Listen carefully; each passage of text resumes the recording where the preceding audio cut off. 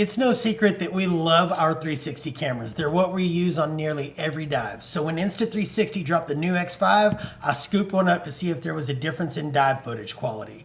We filmed dives at the exact same spot with both cameras, and today you'll see the difference for yourself. Welcome back to Generations Below. We're a father-son dive team. We're not instructors, we're not pros, just everyday divers sharing tips, tricks, and gear reviews. Starting with footage quality, underwater, the difference is noticeable.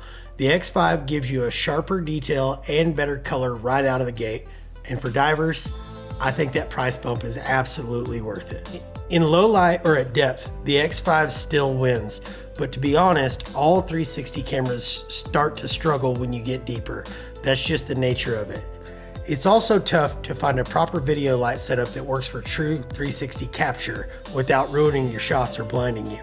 But we've been experimenting, and I'll show you exactly how we solve that in a future video. One thing to be aware of, both these cameras need separate dive housings and they aren't cross compatible. And I'll warn you now, those cases are extremely scratch prone, so be careful or your footage will pay the price.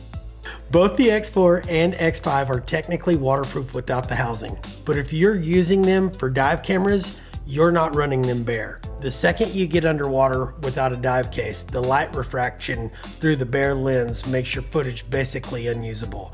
If you want clean, sharp video underwater, you need the invisible dive case, period. As for ease of use, there's nothing to it. Gunner runs his 360 cameras just fine. Once your camera's locked into dive case mode, it's a 2-button operation, super easy underwater. Battery life has never been a struggle for us. We've filmed over hour-long dives straight through on the X4. On this dive, Gunner ran his X5 for 30 minutes and still had plenty of battery left. I tend to start and stop my recordings just to make editing easier, but both will easily last your average dive. What about stitching?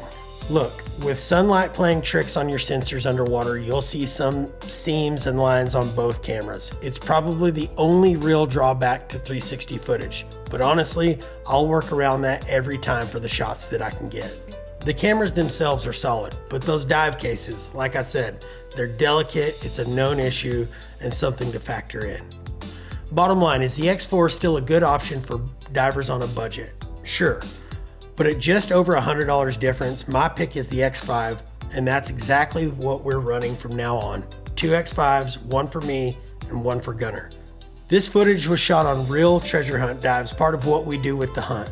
If you want the best 360 footage underwater, I'd go with the X5, but we'll drop links to both in the description so you can check them out for yourself.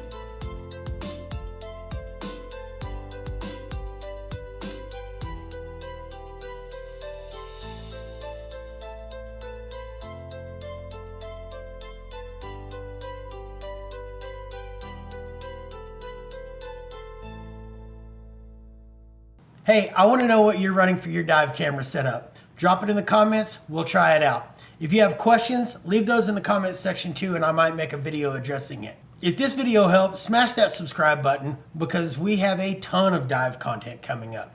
If you're new to the channel, here's something awesome. We hide real treasure underwater. We call it the hunt. If you find one of our coins, you win actual high-end dive gear from brands that we trust. You can check out those treasure drops and clues on where to find the coins right here on the channel. The hunt is on.